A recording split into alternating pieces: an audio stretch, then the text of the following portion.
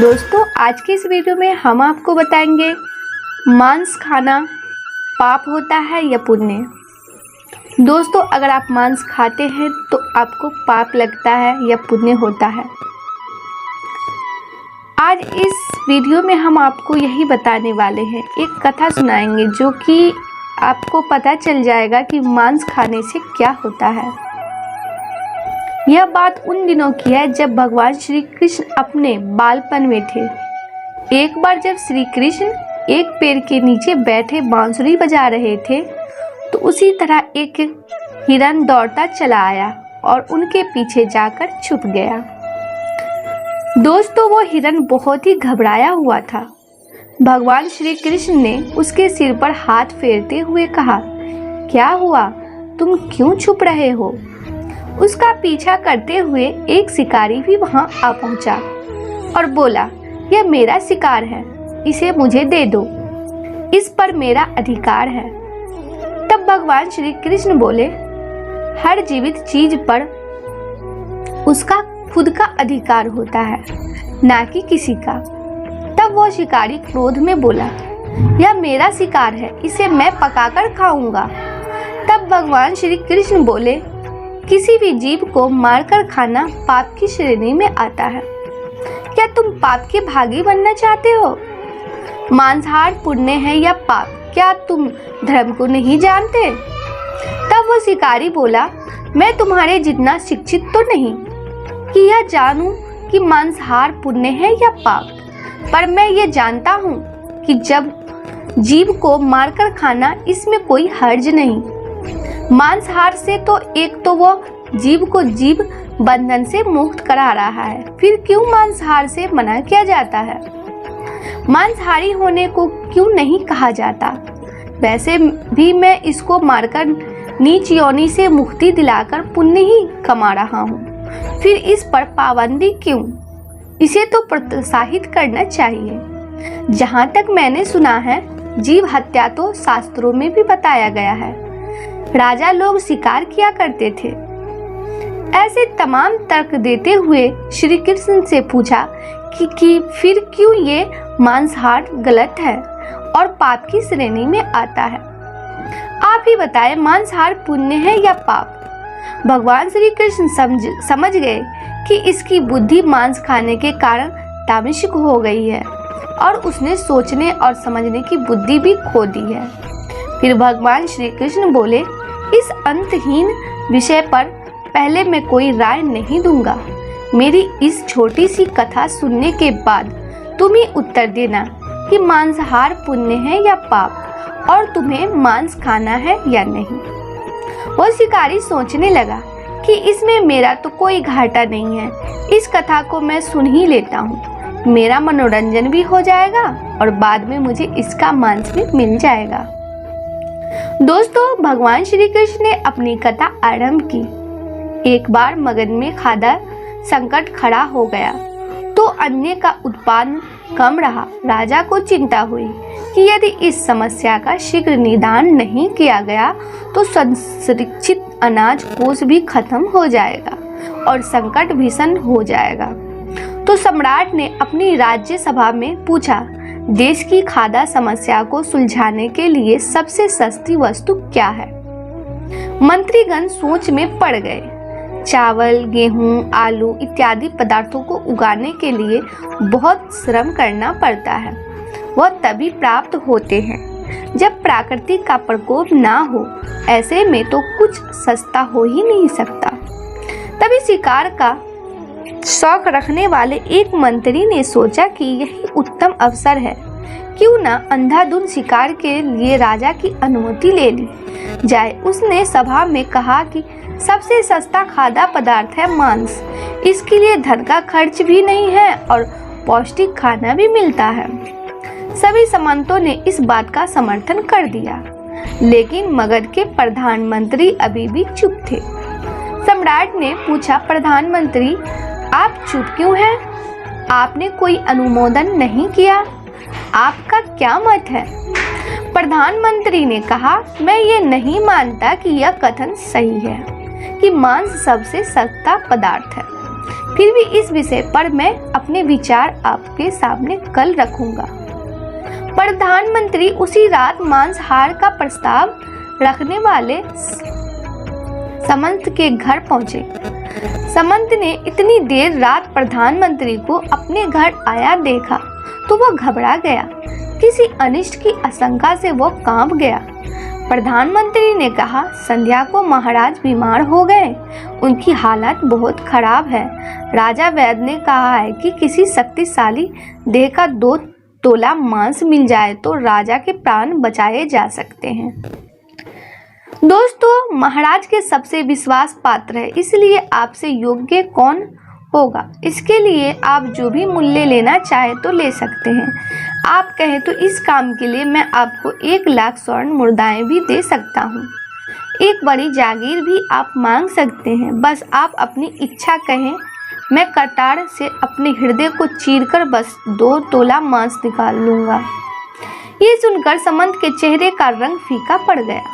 वो सोचने लगा, जब जीवन ही नहीं रहेगा तो लाख स्वर्ण मुद्राओं से मैं क्या करूंगा और बड़ी जागीर भी किस काम आएगी। वह झटपट अंदर भागा और अपनी तिजोरी से 1 लाख स्वर्ण मुद्राएं लेकर आया। मुद्राएं देखकर उसने प्रधानमंत्री के पैर पकड़ लिए और गिड़गिड़ाते हुए बोला, श्रीमंत, मैं अपनी 1 लाख मुद्राओं में अपनी 1 लाख मुद्रा और मिलाता हूँ।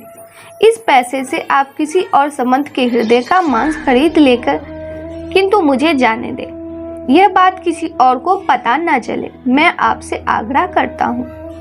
प्रधानमंत्री जी यह सब समझ चुके थे। वो उसे थोड़ी और मानसिक पीड़ा देना चाहते थे। प्रधानमंत्री ने आगे कहा, समंत, आप शरीर से बलिष्ठ हैं। आपकी कद काठी महाराज से मिलती जुलती है, इसलिए राजवैद्य ने खास तौर पर आप ही का नाम लिया है। आपके दान से हमारे अच्छे राजा की जिंदगी बच सकती है।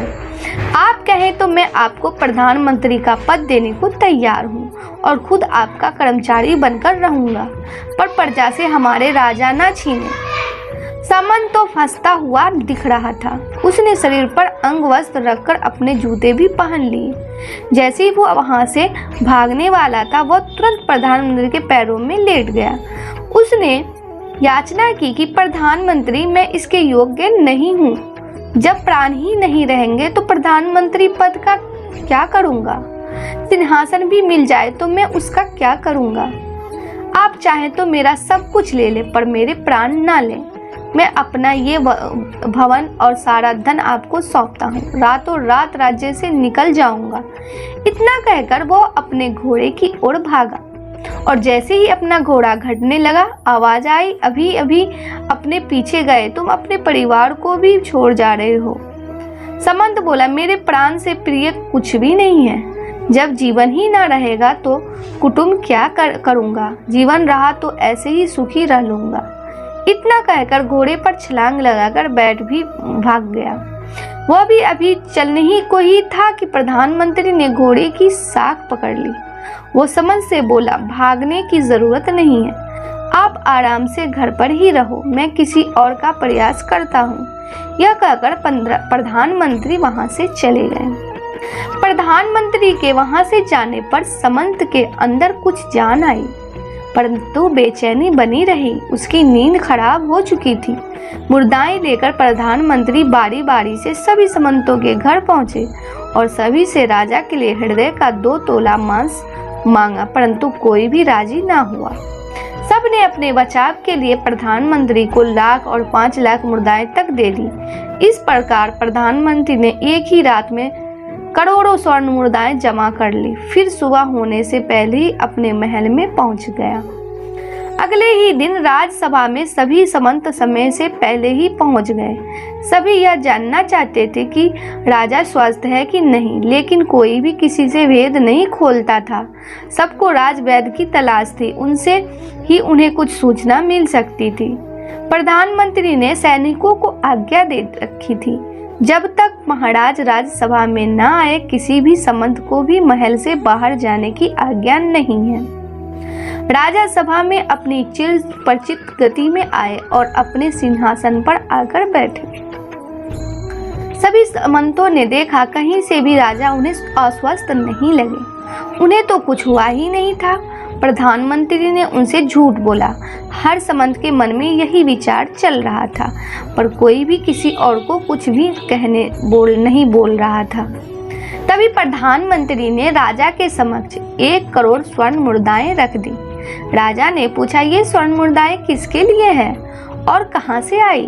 प्रधानमंत्री ने कहा, 2 तोले मांस के लिए इतनी धनराशि जुटाए हैं, पर मांस ना मिला। अपनी जान बचाने के लिए सामंतों ने ये मुद्राएं दी है। अब आप यह विचार कीजिए, मांस कितना सस्ता है। राजा को बात समझ में आ गई। उन्होंने प्रजा को अतिरिक्त परिश्रम करने का निवेदन किया और राजा के अनाज भंडार में से अनाज निकालकर श्रमिकों को दिया गया। उन्होंने पौष्टिक सब्जियों की खेती का तुरंत आदेश दिया। वह 1 करोड़ स्वर्ण मुद्राएं इसी कार्य के लिए और श्रमिकों के कल्याण के लिए खर्च की गई। ऐसे साग सब्जी तेजी से उगी, जिससे प्रजा का कल्याण भी हुआ और पौष्टिकता भी मिली। कुछ समय बाद मौसम अनुकूल हुआ और खेती लहलहाने लगी। इस प्रकार राज्य से खाद्य संकट दूर हो गई। तो मित्रों, जीवन का यह मूल्य भगवान श्री कृष्ण ने हमें इस कथा के जरिए समझाना चाहते हैं कि हम यह न भूलें कि जिस तरह हमें अपनी जान प्यारी है, उसी तरह सभी जीवों को अपनी जान प्रिय होती है। अपने दिल से जानिए पराये दिल का हाल। यदि संसार के संबंधों से मुक्त करने का तर्क सही है, यदि जीव हत्या जीव को संसार बंधन से मुक्त करने का तरीका है, तो अत्याचारी द्वारा किया गया नरसंहार भी मान्य है। वह भी ये तर्क दे सकते हैं कि वो लोग जीवन के कष्ट से आप लोगों को मुक्त कर रहे हैं। अगर उसके लिए वह जीव बोझ होता तो कभी भी अपनी जान बचाने के लिए संघर्ष नहीं करता, आपसे भागता नहीं। जो आपके सामने असहाय हो जाता है, उसे प्राण गंवाने पड़ते हैं। जिन जीवों को मारकर आप खा रहे हैं, उन्हें तो प्राण बचाने का अवसर भी नहीं मिलता। बर्बरता सिर्फ वही नहीं है जहाँ सिर्फ मानव का रक्त बहता है। बर्बरता उसे भी कही जाती है जहाँ स्वास्थ्य के लिए किसी जीव की हत्या कर दी जाती है। हम अंत समय में जिंदगी भर के पापों के लिए जिंदगी भर सुकर्म करने की कोशिश करते हैं, परंतु हम यह भूल जाते हैं कि जब हम जीव हमारे लिए काटा गया और हमारे लिए तड़पा, उस श्राप हमें इस जीवन में नहीं बल्कि अगले जीवन तक नहीं छोड़ता।